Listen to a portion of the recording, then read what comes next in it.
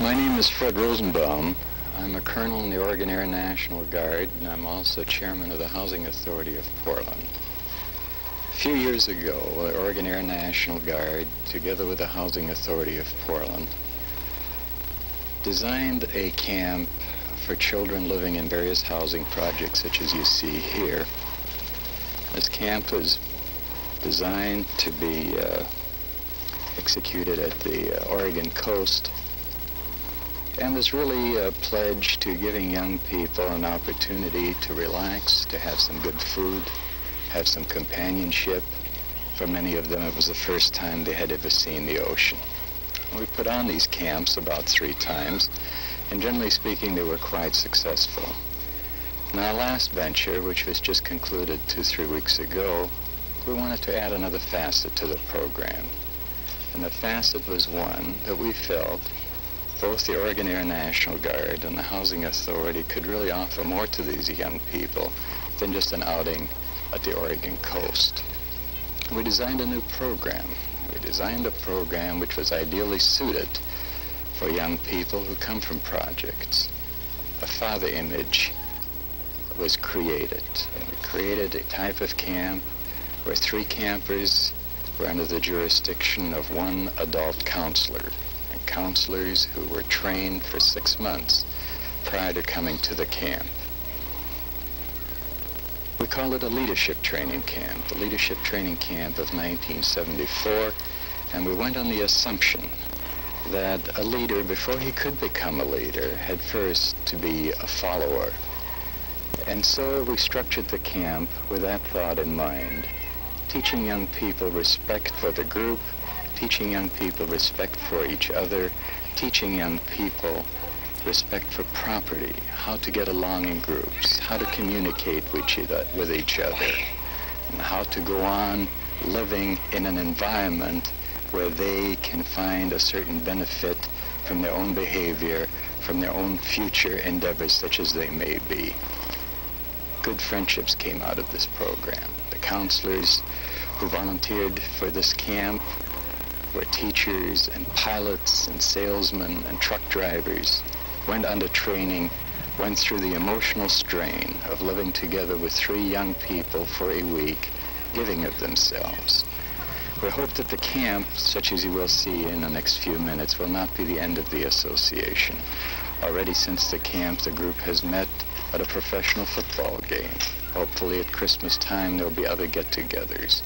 Hopefully the Big Brother concept will come out of this program and will lend another dimension to the camp such as we've never seen before.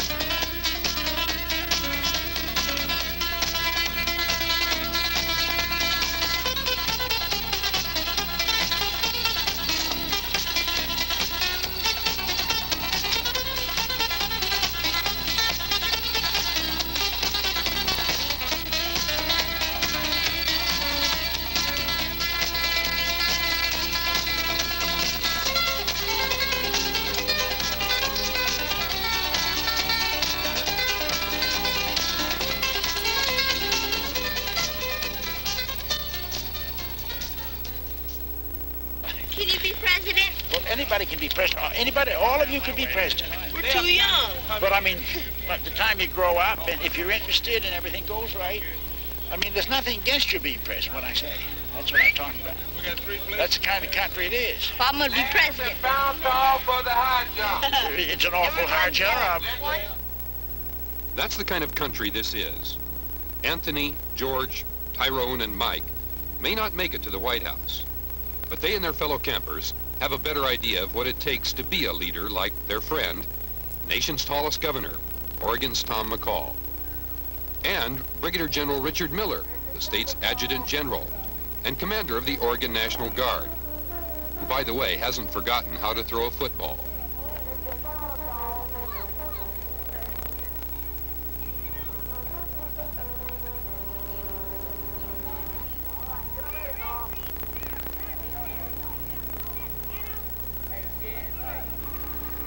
3 times in previous years, the Housing Authority of Portland and the Oregon Air National Guard have held summer camps for boys here at the Oregon Military Department's historic Camp Rosenbaum on the Oregon coast.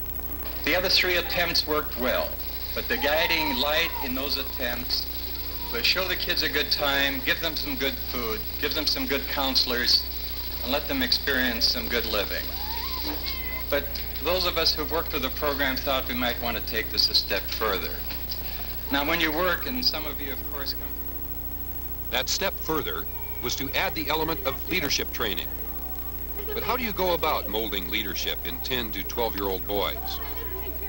Well, first, you decide on a concept of having one carefully picked and trained counselor for every 3 boys. This will provide that extra bit of special attention and closeness that has been missing for a good share of these boys, many of whom come from fatherless households. You start working, planning, and training those counselors months ahead, way back in November, to be exact.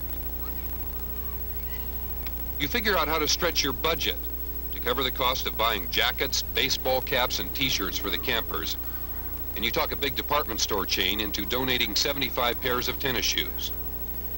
Most important, you come up with a simple program of how to instill that quality known as leadership in the campers.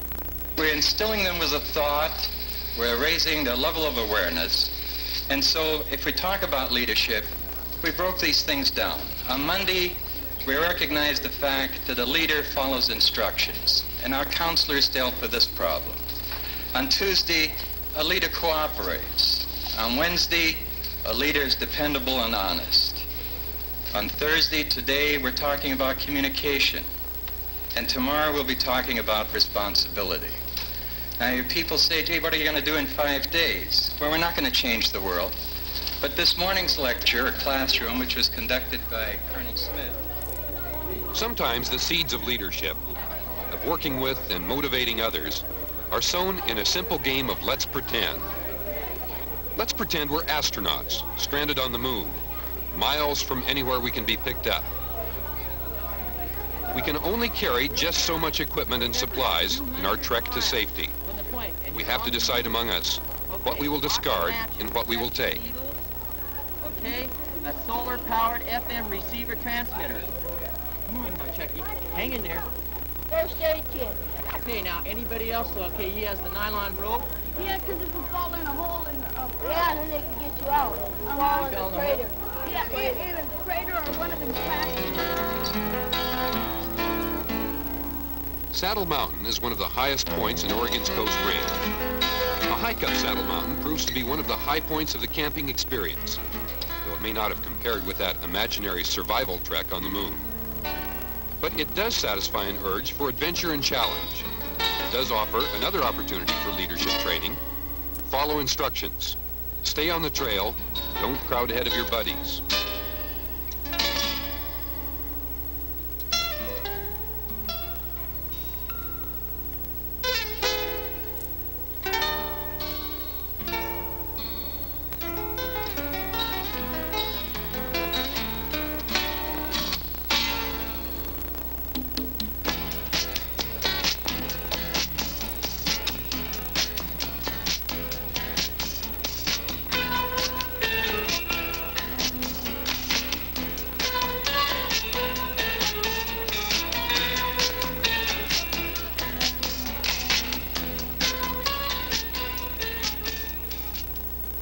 And the climb helped build some already healthy appetites. Hey, what do you like best about camp? Food. Yeah, hey, was good. Yeah.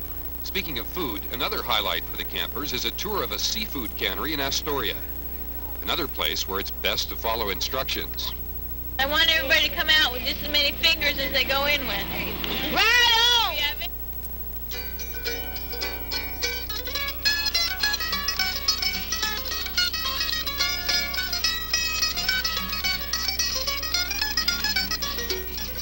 Seeing fish canned commercially is one thing. Catching them yourself, that's something else.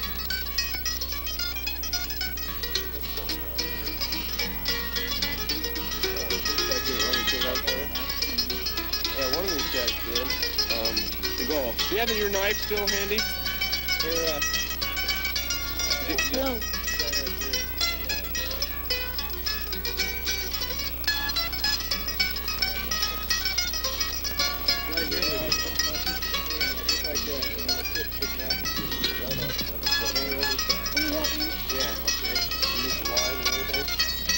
Hold on your pole, Ron.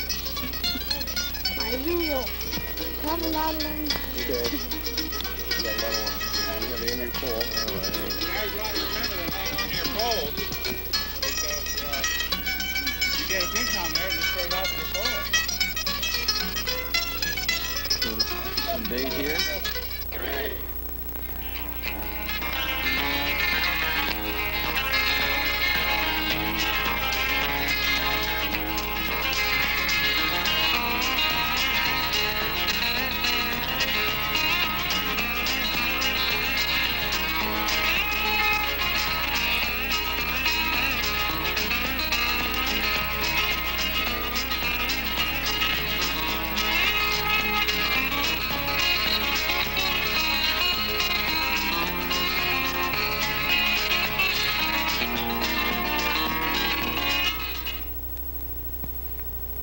The Pacific Ocean and its beach offer an irresistible attraction for campers, many of whom have never seen the ocean before.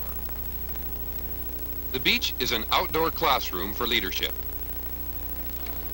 Teaming up to gather firewood for a roaring beach campfire.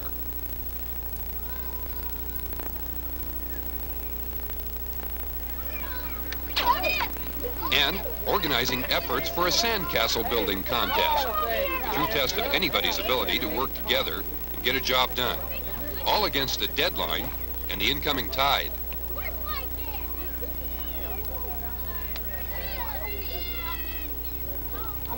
The beach is a place to touch history.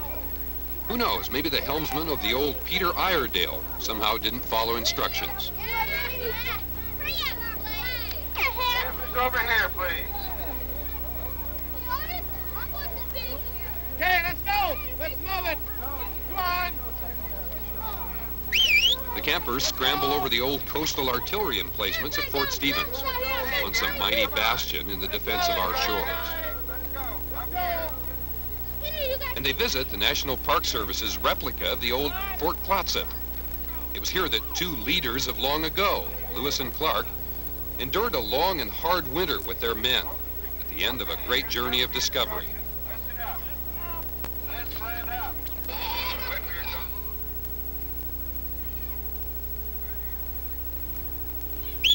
Lewis and Clark's men may have camped on this very beach.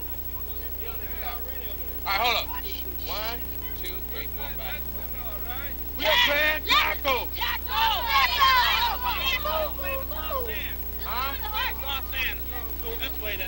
Getting it on with a football game on a super sandlot is a good way to get ready for the climax of summer camp, the Junior Olympics, witnessed by Governor McCall and other visiting dignitaries. Get around, hands on each other's shoulders.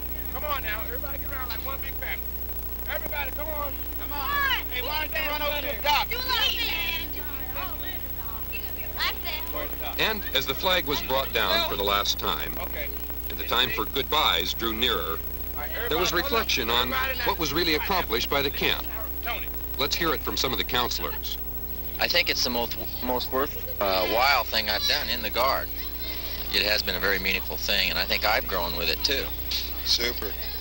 You know, you look around, you see a lot of kids with counselors relating, counselors helping them hassle out their problems. I wish we could have them another week. What about you, Dan? Yeah, at least a few more days. Oh, man, those kids, like I was telling Mike, they don't want to go home.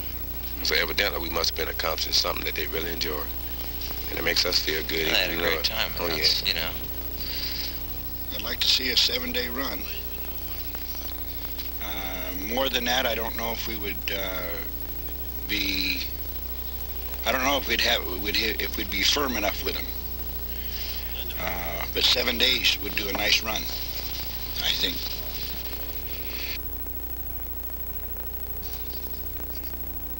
So it was with the Boys Leadership Camp of 1974.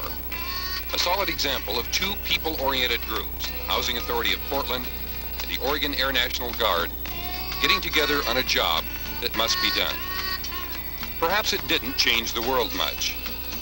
Maybe the camp didn't motivate a president, a governor, or even a city commissioner. But then again, maybe some young lives were pointed in the right direction. Back next